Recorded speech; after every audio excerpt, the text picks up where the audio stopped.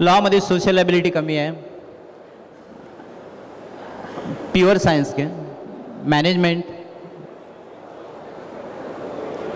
वबल ability कमी पडते थोडीशी, बाकी सगळं क्लीन आहे.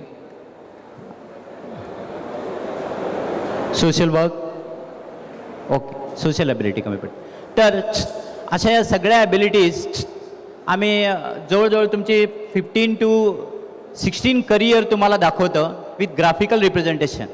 तुम्ही कशामध्ये बरे आहात ॲज पर युअर ॲबिलिटीज. म्हणजे हे जे करिअर क्षेत्र आम्ही निवडतो ना, ते सगळं तुमच्या ॲबिलिटीजवर अवलंबून असतं. मी इंजिनियर होणार म्हणून चालत नाही. I should have certain possess certain abilities, तरच तुम्ही इंजिनियर होऊ शकता. आता जाता जाताना मी तुम्हाला एकच सांगतो की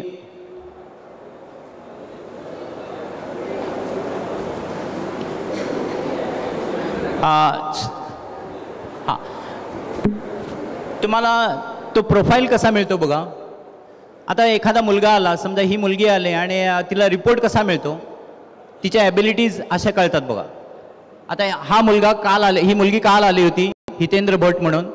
त्या मुलीची बघा कॉग्निटिव्ह ॲबिलिटी एक्सलंट आहे, रिजनिंग ॲबिलिटी एक्सलंट आहे, तिची मेमरी पण एक्सलंट आलेली आहे, स्पेशल ॲबिलिटी पण एक्सलंट आहे, तिची भाषा थोडीशी कमी पडते, व्हेरी गुड आहे, आणि सोशल ॲबिलिटी सॅटिस्फॅक्टरी आहे, गणित बरं आहे,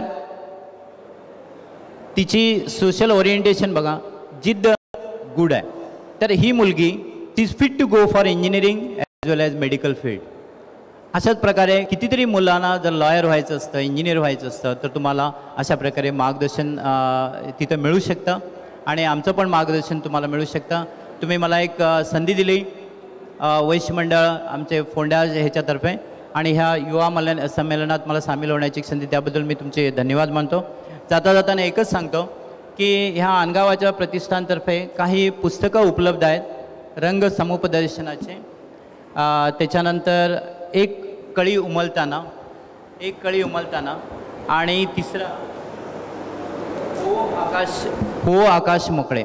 हे चांगल्या ऑथरची पुस्तकं तिथं उपलब्ध आहेत आणि हे तुमच्या ज्ञानामध्ये भर घालतील आणि तुम्हाला ह्या प्रतिष्ठानचं पण मार्गदर्शन मिळेल, माझं पण सहकार्य मिळेल.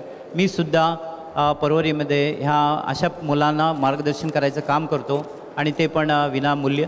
जर तुम्हाला काही गरज असल्यास तुम्ही माझ्याशी संपर्क साधू शकता आणि तुम्ही ह्या वैश्य मंडळ फोंडाने मला जी एक संधी दिली त्याबद्दल मी माझे 2 शब्द पुरे करतो. जर तुम्हाला काय प्रश्न विचारायचे असाल तुम्ही विचारू शकता.